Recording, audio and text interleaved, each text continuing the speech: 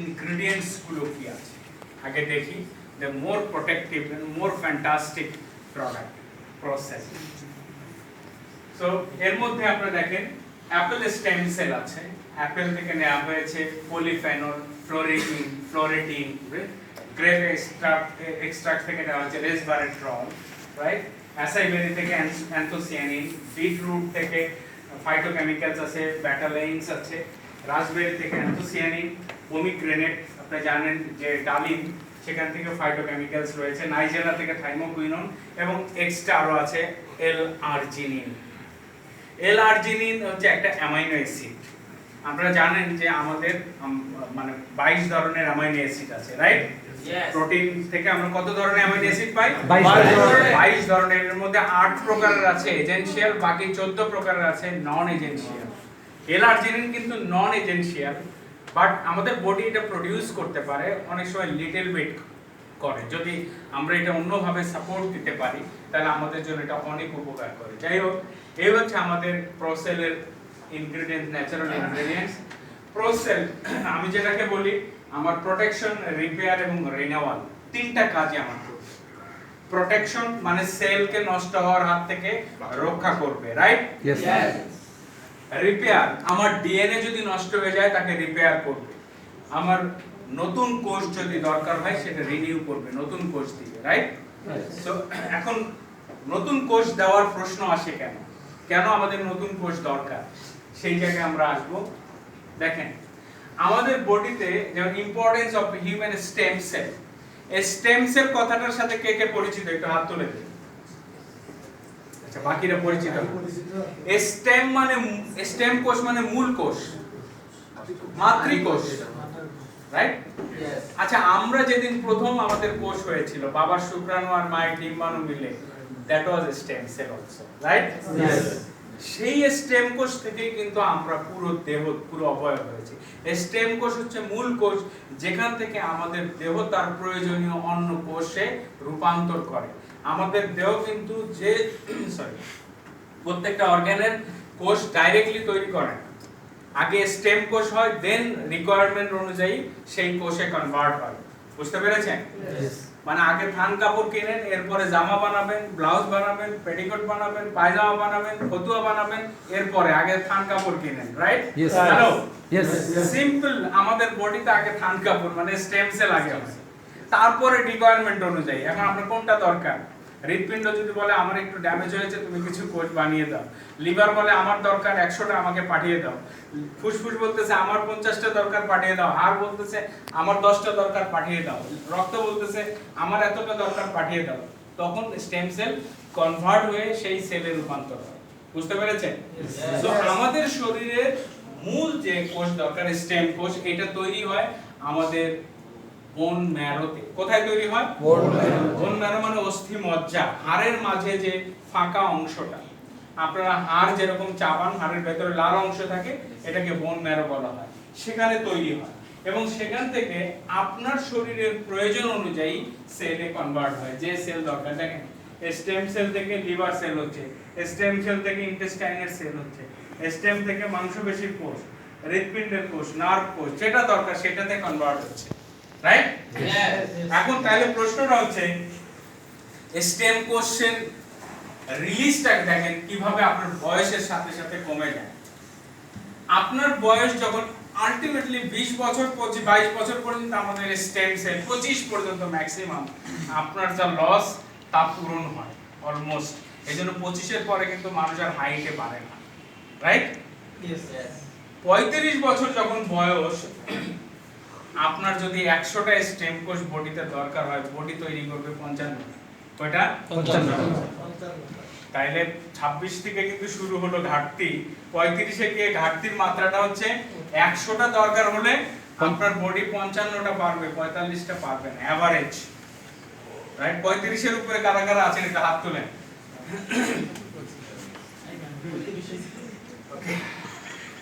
আমি also so এখানে তার মানে কি বডির যদি 100টা দরকার হয় ঘাটতি হয় আমার কোষ আমার বডি 55টা তৈরি করবে আর পারবে না তার মানে 45টা ঘাটতি থাকবে, রাইট? Yes. এখন এই ঘাটতি যদি সবার কিন্তু না, এটা এভারেজ বলা হয়েছে। কারো দেখবেন যে 60 বছরে গিয়েও যা দরকার তাই হচ্ছে। দেখেন না অনেক 60 বছরের লোক দেখলেন আপনি সে সালমান খান কত 52 বছর বয়স, রাইট? এখনো তো সেরকমই আছে, রাইট? তো কারণটা হচ্ছে তার যে ঘাটতি তার পূরণটাও কাছাকাছি আছে। হয়তো 100টা ঘাটতি হলে সে 95টা তৈরি করে বা 90টা তার বডি তৈরি করে, যে কারণে বুড়ো হওয়ার মাত্রাটা তার কম্পারেটিভলি কম, রাইট? Yes. সো এরকম আপনি দেখবেন যে আমাদের বডিতে অনেকে আছে দেখেন আবার যে 40 বছর দেখলে মনে হয় মাশাআল্লাহ 60 বছর, রাইট? কারণ তার ঘাটতিটা বেশি পূরণ করছে না বডি। এবং আপনার বয়স যখন 50 আপনার বডি এভারেজ 50% ক্ষয় পূরণ করতে পারে, এবং আপনার যখন 65 তখন আপনার বডি এভারেজ 10% ক্ষয় পূরণ করতে পারে।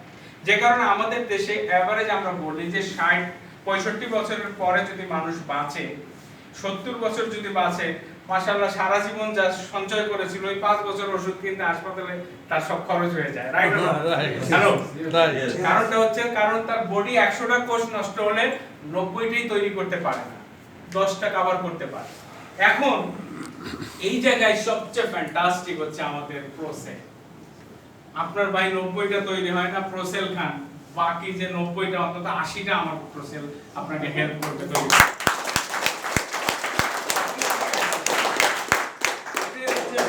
ফাংশন বুঝতে পেরেছেন? আপনার সিস্টেমকে এনহ্যান্স করবে, আপনার বডির যে নতুন সেল তৈরি করার ক্ষমতা এইটাকে বাড়াবে ন্যাচারালি।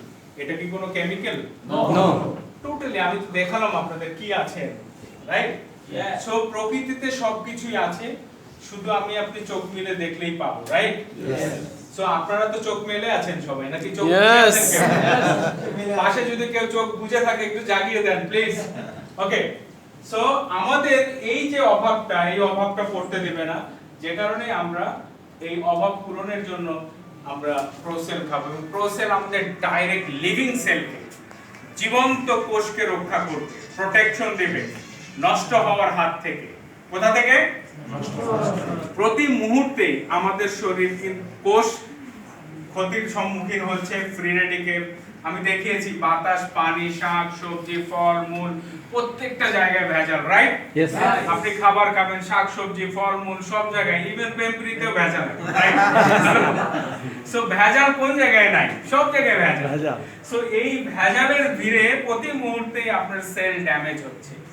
সো আপনি যখন ভেজালের মধ্যে থাকছেন তখন ভেজাল আপনাকে ডাইরেক্ট অ্যাটাক করছে, বাট আপনি যখনই প্রোসেল খাচ্ছেন আপনার একটা প্রোটেক্টিভ ব্যারিয়ার হচ্ছে, আপনার সেলকে আসে অ্যাটাক করতে পারছেন। That is the most fantastic, right? So আপনার আমার কি প্রোসেল খাওয়া দরকার? দরকার। হ্যালো, কার কার খাওয়া দরকার একটা হাত তুলেন। Thank you very much. Okay, so আমাদের লিভিং সেল জীবন্ত কোষকে প্রোটেক্ট করে, এটাই হচ্ছে এর স্পেশালিটি, রাইট? এবং আমাদের ডিএনএ ড্যামেজকে প্রোটেক্ট করে। দেখেন ডিএনএ যে ড্যামেজ হয়ে যায়, আমি বলেছি যে আমরা যদি ফ্রি রেডিকেলের অ্যাটাকে সারাক্ষণ থাকি তাহলে আমাদের ডিএনএ ড্যামেজ হয়ে যায়। ডিএনএ কোথায় থাকে? কোষের চারপাশে একটা প্রাচীর থাকে, তার মধ্যে সাইটোপ্লাজম, এর মধ্যে নিউক্লিয়াস, নিউক্লিয়ার পর্দার ভেতরে থাকে ডিএনএ, তাই না? এখন দুইটা পর্দা ভেদ করে কিন্তু সেখানে যদি ফ্রি রেডিকেল অ্যাটাক করে দেন সে ড্যামেজ হবে।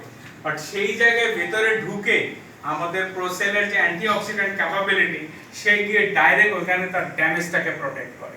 বিকজ প্রোসেলের এই ওয়াল ভেদ করে ভিতরে গিয়ে তাকে প্রোটেক্ট করার ক্ষমতা আছে, যেটা অন্য অ্যান্টিঅক্সিডেন্টের নাই। দ্যাট ইজ এই কারণেই আমাদের সে ডিএনএ ড্যামেজ থেকে প্রোটেক্ট করবে, সেল ড্যামেজের হাত থেকে রক্ষা করবে, নতুন সেল তৈরি করবে। এবং আপনার প্রতিদিন যে নষ্ট হতো 55টা বা 90টা বা 45টা, এই নষ্ট হওয়াটাকেও কমিয়ে আনবে। দুই দিক থেকে আপনার উপকার করবে, যেটা আছে সেটাকে নষ্ট হতে কমিয়ে আনবে, আর একটা হচ্ছে নতুন কোষ তৈরিতে আপনাকে সহায়তা করবে, রাইট? এবং আপনার আপনার ডিএনএ ড্যামেজ, নতুন সেল তৈরি এবং প্রোটেকশন, তিনটা কাজই আমরা এখান থেকে পাচ্ছি প্রোসেল থেকে, তাই না? এবং প্রোসেল একটা ডায়াবেটিক পেশেন্টের জন্য ন্যাচারাল সাপোর্ট কিভাবে, একটা হচ্ছে নতুন সেল তৈরি করবে, সেল ড্যামেজ কমাবে, এটা তো আমরা পাবোই, কিন্তু আরেকটা ডাইরেক্ট বেনিফিটটা কিভাবে পাবে? প্রোসেলের মধ্যে দেখেন, আমি একটু আগে আপনাদের কিন্তু দেখিয়েছি যে প্রোসেলের উপাদান ফ্লোরিজিন আছে। যারা একটু টেকনিক্যাল জানতে চান, এই উপাদানটাকে আমাদের শরীরে যাদের ডায়াবেটিস আছে তাদের কিন্তু রক্তের মাধ্যমে, রক্তের থেকে যে মানে গ্লুকোজ প্রস্রাব দিয়ে বের হয়ে যায়, কিন্তু সবার কিন্তু বের হয় না প্রপারলি। সবার কিডনির ফাংশন কিন্তু প্রপারলি নাই এবং এটা বের করতে পারে না, যে কারণে যাদের বের হতে পারে না তাদের রক্তে কিন্তু গ্লুকোজের মাত্রাটা, অনেকের আছে দেখবেন কোনোভাবেই আমি খাওয়ার পরে গ্লুকোজের মাত্রা কমাতে পারছি না, মানে post prandial glucose always high থাকছে। এরকম অনেক পেশেন্ট আছে আপনাদের জানেন, বাট সেক্ষেত্রে কিন্তু আপনাকে ন্যাচারালি এটা হেল্প করবে কিভাবে? কারণ যে প্রোটিনটা কিডনির সাকনি দিয়ে গ্লুকোজ বের হতে ওই সব রোগীদের বাধা দিত, সেই প্রোটিনটাকে আটকে দেবে প্রসেস দিয়ে, আটকে দেওয়াতে গ্লুকোজ প্রস্রাব দিয়ে সহজে বের হয়ে রক্তের গ্লুকোজটা স্বাভাবিক করতে সহায়তা করে। ক্লিয়ার আপনারা? এই যে কিভাবে করবে আমি কিন্তু এখানে চিত্র দিয়ে দেখিয়ে দিচ্ছি। এবং একটা গ্রেট সাপোর্ট হচ্ছে ডায়াবেটিক পেশেন্টের জন্য, সেটা হচ্ছে ডায়াবেটিক পেশেন্টের বিটা সেলকে প্রোটেকশন দিবে এবং রক্তনালী নষ্ট হওয়ার হাত থেকে রক্ষা করবে। এই দুটো জিনিস মনে রাখবেন। আচ্ছা, এখানে কয়জন আছেন ডায়াবেটিসের রোগী? কেউ আছেন এখানে? একটু হাত তুলেন। একজন, দুইজন, তিনজন। ডায়াবেটিস রোগটার পুরো নাম হচ্ছে ডায়াবেটিস মেলিটাস বা ডায়াবেটিস মেলাইটাস। ঠিক আছে? ডায়াবেটিস মানে হচ্ছে প্রবাহিত হওয়া, আর মেলাইটাস মানে হচ্ছে মিষ্টি স্বাদওয়ালা জিনিস। সো মিষ্টি স্বাদওয়ালা জিনিস যখন আপনার প্রস্রাব এবং রক্তের মধ্য দিয়ে প্রবাহিত হয়, সেই অবস্থাকে বলা হয় ডায়াবেটিস মেলিটাস। বুঝতে পেরেছেন? সো আপনার রক্তে যখন গ্লুকোজ বেশি থাকবে তখন আপনার প্রবলেম হবে, আপনার রক্তনালী নষ্ট হবে। কিন্তু সেই জায়গা থেকে আপনাকে কিভাবে প্রোসেল ন্যাচারালি আপনাকে হেল্প করবে একটু বোঝার দরকার। ডায়াবেটিস রোগীর গ্লুকোজ কন্ট্রোলের ম্যাটারটা কিন্তু আলাদা, কিন্তু গ্লুকোজ যদি বেড়ে যায় তার যে ক্ষতি, সেই ক্ষতিটা কি এটা জানা দরকার। আপনারা জানেন? জানাবো আমি? দেখেন, তাহলে রক্ত এবং প্রস্রাবে গ্লুকোজের উপস্থিতি বেড়ে যাবে, তাই না? আমরা জানি যে আমরা যদি না খেয়ে থাকি 8 থেকে 10 ঘন্টা, তাহলে আমাদের রক্তের গ্লুকোজ 3.9 থেকে 5.9 millimole per decilitre of blood যদি থাকে তাহলে বলি ডায়াবেটিস ফ্রি। যদি 6 থেকে 6.9 থাকে আমরা বলি প্রি ডায়াবেটিস। 7 এর উপরে যদি খালি পেটে থাকে আমরা বলি ডায়াবেটিস। সহজ কথা, রাইট? সো রক্তে গ্লুকোজটা কেন বাড়ে? অনেক কারণে বাড়তে পারে। হ্যালো, রক্তে গ্লুকোজ কেন বাড়ে আপনারা জানেন? না, অনেক কারণে বাড়তে পারে। একটা হচ্ছে এই যে দেখেন আপনার পাকস্থলীর নিচে পাতার মতো অঙ্গটা, এটাকে বলে প্যানক্রিয়াস। প্যানক্রিয়াসের বিক্ষিপ্ত ছোট ছোট ক্ষুদ্র কোষগুচ্ছ থাকে, এগুলোকে বলা হয় আইলেটস অফ ল্যাঙ্গারহ্যান্স। এখানে 4 ধরনের কোষ আছে, আলফা, বিটা, ডেল্টা এবং এফ সেল। এই যে সবুজ রঙের কোষ, এদেরকে বলা হয় বিটা কোষ। এই বিটা কোষ এরা ইনসুলিন তৈরি করে। কি করে? ইনসুলিন তৈরি করে। এই কোষের সংখ্যা যদি কমে যায়, অথবা এই কোষ যদি ইনসুলিন না তৈরি করে, অথবা ইনঅ্যাক্টিভ হয়ে যায়। হ্যালো, আমি কিন্তু অনেকগুলো কথা বলেছি। যদি এদের সংখ্যা কমে যায়, যদি এরা ইনঅ্যাক্টিভ হয়ে যায়, তাহলে ইনসুলিন কম হয় অথবা একেবারে হয় না, অথবা ইনসুলিন তৈরি হলেও ইনসুলিন কাজ করে। দেখেন ডায়াবেটিস কতগুলো কারণে হয়। সুতরাং ডায়াবেটিস পেশেন্ট মানে এক ধরনের প্রবলেম তা কিন্তু না। বলে যে আমি কি অভাবে আছি, আর অভাবে মানে আপনি টাকা আছে কিন্তু টাকা খরচ করার এখতিয়ার আপনার নাই, তাইলেও অভাবে আছে। রাইট? রাইট। ব্যাংকে আছে, চেক বইও নাই, এটিএম কার্ডও নাই, কিছু নাই আপনার কাছে, সিগনেচারও ভুলে গেছেন, কাজ শেষ।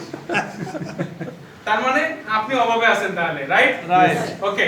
আরেকটা হচ্ছে যে আপনার আসলেই টাকা দরকার 100, কিন্তু আপনার কাছে আছে মাত্র 50 টাকা, তার মানে 50 টাকার অভাবে আছেন।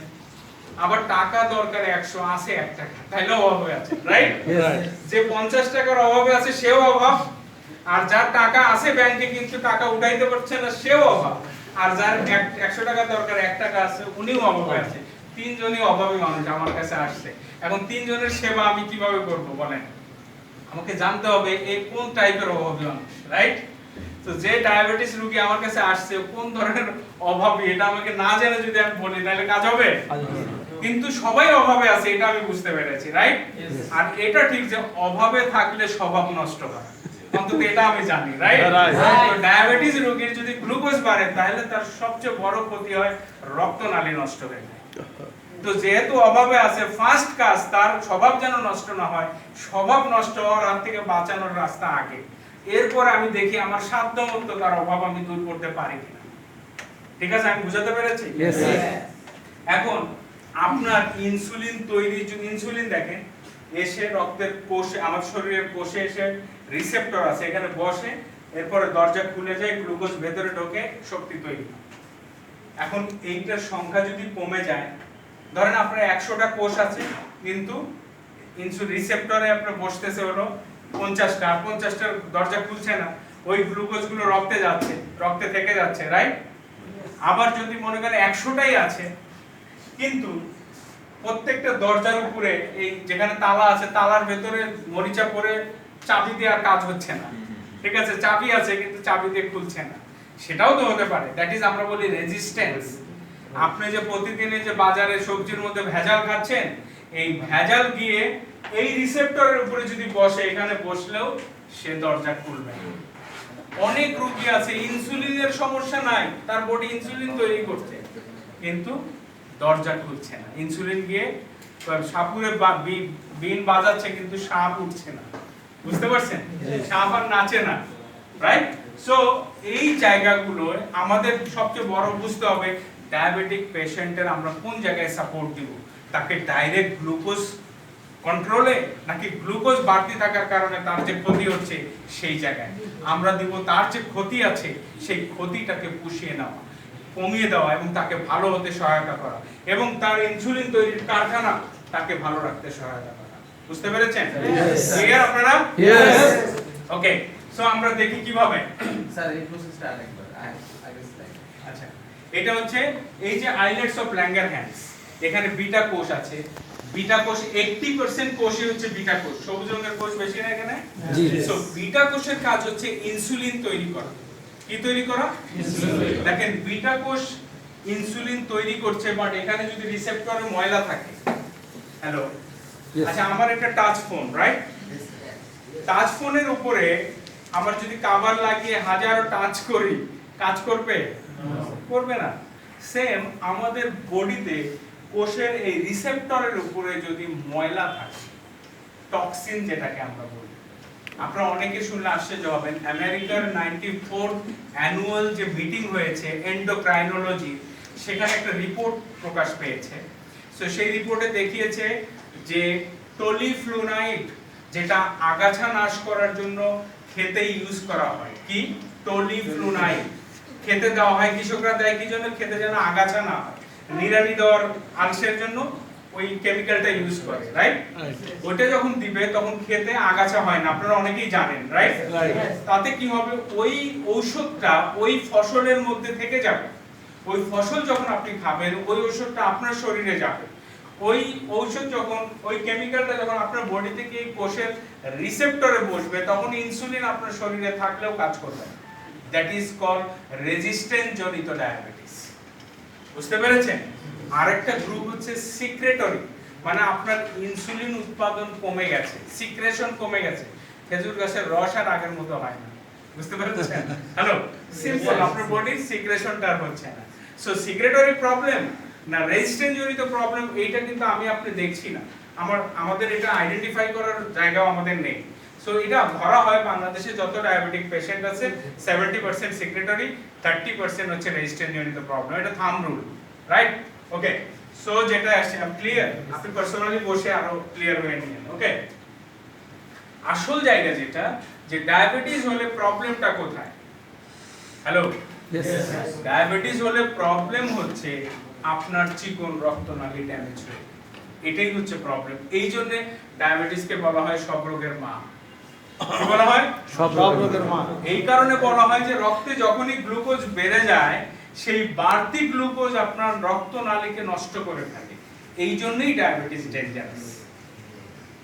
রাস্তায় গাড়ি তো চলবে, গাড়ির সংখ্যা বাড়বে, কিন্তু বাড়তি গাড়ি যদি আইল্যান্ড ভেঙে ফেলে তাইলে তো ডেঞ্জারাস, রাইট? এই জন্য ডায়াবেটিস ডেঞ্জারাস, যে চিকন রক্তনালী সে ড্যামেজ করে ফেলে। কারণ আপনি মুখ দিয়ে ভাত খান, সেই পুষ্টি এখানে আসে চিকন রক্তনালী দিয়ে। তো রক্তনালী যদি ড্যামেজ হয়ে যায় তো আপনার তো সব শেষ, কারণ পুষ্টি পরিবহন হবে না এবং যে অর্গানে যাবে না সেই অর্গান ড্যামেজ হয়ে যাবে। আপনার চিকন রক্তনালী প্রত্যেকটা জায়গায় আছে। দেখেন আপনার চোখে চিকন রক্তনালী আছে। হ্যালো, ডায়াবেটিসে যদি গ্লুকোজ সবসময় বাড়তি থাকে চিকন রক্তনালী ড্যামেজ হয়ে যাবে। যদি চিকন রক্তনালী ড্যামেজ হয়ে যায় তাহলে কি হবে?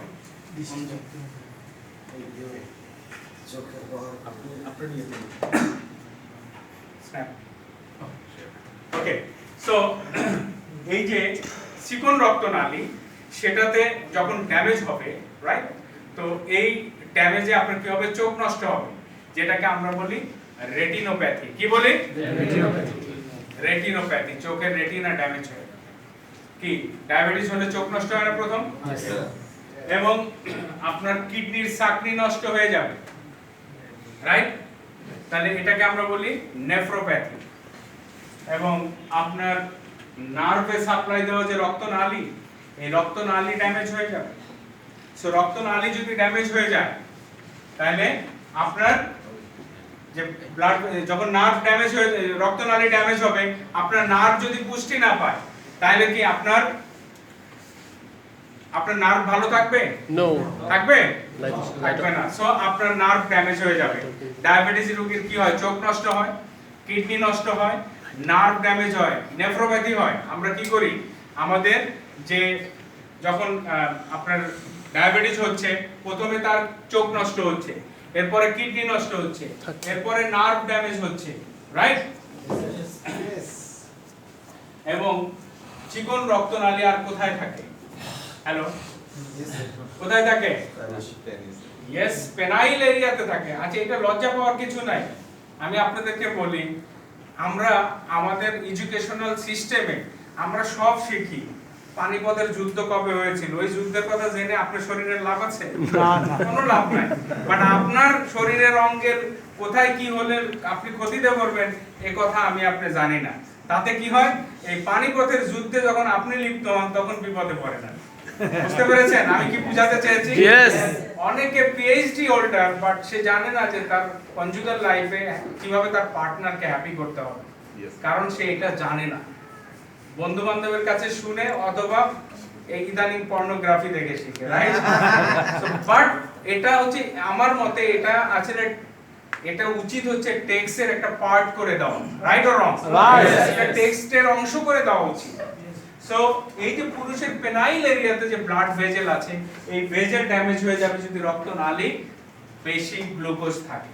যখন এটা নষ্ট হবে তখন পুরুষের ইরেকশন হবে, যৌনভাবে সে অক্ষম হবে, তার পার্টনারকে হ্যাপি করতে পারবে না। যে কারণে ডায়াবেটিস রোগী চোখ নষ্ট হয়, কিডনি নষ্ট হয়, নার্ভ ড্যামেজ হয়। অনেক ডায়াবেটিসের রোগী আছে দেখবেন পা কেটে গেছে, রক্ত বের হচ্ছে, সে জানে না। আছে না এরকম? অনেক আছে বুকে ব্যথা হয়, সে জানে না। এবং দীর্ঘদিন ডায়াবেটিস যদি নন কন্ট্রোল থাকে, একটা লোক ধরেন 30 বছর বয়সে ডায়াবেটিস ধরা পড়েছে এবং ডায়াবেটিস সে ড্যাম কেয়ার কন্ট্রোল করে না, 40 বছর বয়সে গিয়ে সে পুরুষের কাতার থেকে নাম কাটা গেছে। হ্যাঁ, ডেফিনেটলি আপনি দেখবেন অনেক হ্যান্ডসাম লোক আছে সমাজে, কোটিপতি, বাট তাদের ফ্যামিলি লাইফ টোটালি আনহ্যাপি। যেটা সে হ্যাপিনেস আনতে পারতো সেই জায়গাটা সে নিজে নষ্ট করেছে তার কেয়ারলেস লাইফ লিড করার জন্য। সিম্পলি এই জায়গাগুলোকে আমরা রেকটিফাই করতে পারি, মানুষের নজরে আনতে পারি, তাদেরকে এই জিনিসটা নজরে দিতে পারি যে আমরা ন্যাচারাল প্রোডাক্ট দিয়ে একজন মানুষকে ভালো থাকার দাওয়াত দিচ্ছি, রাইট? আমি বলছি যে আপনি ন্যাচারালি ভালো থাকেন, ন্যাচারাল উপাদানগুলো কনজিউম করেন। আমাদের এটা এক ধরনের আন্দোলন মানুষকে ন্যাচারালি ভালো রাখা, রাইট অর রং? সো সেই জায়গা থেকে আপনার রক্তনালী যদি ভালো থাকে, এখন যাদের পেনাইল এরিয়াতে ব্লাড ভেসেল ড্যামেজ হয়ে গেছে, অ্যালোপ্যাথিতে যদি যান, অ্যালোপ্যাথিক ডাক্তার আপনাকে বলবে যে এটা ভালো হবে কোনোদিন না, বলবে সার্জারি করবে, সার্জারির রেজাল্ট আসতেও পারে নাও হতে পারে, রাইট? বাট আপনি যদি আপনি শুনলে আশ্চর্য হবেন, কেউ যদি প্রোসেল কন্টিনিউ কনজিউম করে তাহলে তার এই ক্ষতিগ্রস্ত রক্তনালীগুলো আবার তৈরি হবে, আবার সে ভালো হবে ইনশাআল্লাহ। এই লোক 30 বছর 7-8 বছর ধরে ডায়াবেটিস কন্ট্রোল করে নাই, তার বিপদে আছে, অন্তত তাকে বলে এই সুখবরটা দেন, ভয় নাই ওরে ভয় নাই, রাইট? প্রোসেল যে খেয়েছে ক্ষয় নাই তার ক্ষয় নাই, Yes. Right? Yes. So simply আপনি এই মেসেজটা তাকে দেন, ওকে? সো আমাদের প্রোসেলের মধ্যে আরেকটা জিনিস আমি আপনাদেরকে বলেছি, এল আর্জিনিন আছে। এল আর্জিনিন কিন্তু আবিষ্কার করে 3 জন বিজ্ঞানী নোবেল পুরস্কার পেয়েছে, আপনারা জানেন অনেকেই, রাইট? সো এটা কি করে, আমাদের রক্তনালীর ভেতরে নাইট্রিক অক্সাইড উৎপাদন করে রক্তনালীকে প্রসারিত করে, যে কারণে আমাদের ব্লাড ফ্লো ভালো থাকে, ব্লাড প্রেশার এবং স্ট্রোকের হাত থেকে আমরা নিজেদেরকে প্রোটেক্টেড রাখতে পারি, ওকে? সো আমাদের হার্ট অ্যাটাক, স্ট্রোক এবং হাই প্রেশার থেকে ভালো রাখতে কিন্তু আমাদেরকে সাহায্য করবে প্রোসেল, রাইট? Yes. তো আপনাকে স্ট্রোকের থেকে কিভাবে হেল্প করবে, স্ট্রোক যে কোনো ধরনের স্ট্রোক, আপনার যদি অবস্ট্রাকটিভ যেটা বলছি ইসকেমিক স্ট্রোক, মানে অর্থাৎ রক্তনালী বন্ধ হয়ে যদি ব্রেইনে অক্সিজেন সাপ্লাই, রক্ত সাপ্লাই কমে যায়, স্ট্রোক হতে পারে, অথবা রক্তনালী ফেটে গিয়ে হতে পারে, যেটা আমরা হেমোরেজিক স্ট্রোক বলি। তো উভয় স্ট্রোক থেকে আপনাকে প্রোটেকশন দিবে। এবং আমরা যদি একেবারে সংক্ষেপে বলি, ইন এ নাটশেল, তো প্রোসেল আমাদেরকে কিভাবে হেল্প করছে, অর্থাৎ আমাদের বডির স্টেম সেল তৈরি করা, আমাদেরকে প্রোটেকশন দেওয়া এবং নতুন সেল তৈরি করা, নতুন রক্তনালী তৈরি হওয়া, এই কাজগুলো আমাদেরকে হেল্প করে আমাদেরকে নতুন জীবনের দিকে ধাবিত করছে, রাইট? Right. সো আমাদের প্রোসেল খাওয়া উচিত, অ্যাট লিস্ট যারা মোর দ্যান 20 ইয়ার্স তারা প্রোসেল কনজিউম করে, তাদের নিচে দরকার নেই, ঠিক আছে? আমি বলি মোর দ্যান 25 ইয়ার্স তাদের, মোর দ্যান বিলো 18 আসলে, কারণ এখানে এল আর্জিনিন আছে, যে কারণে এটা বলা হয়েছে, খাওয়া যাবে না তা না, এল আর্জিনিন যেহেতু আছে, নরমালি বিলো 18 এর দরকার নেই, বিলো 18 যারা, ওকে? সো আমরা আমাদের শরীরের যে রিপেয়ার ঠিকমতো হচ্ছে না, সেটা আমরা কিভাবে বুঝবো?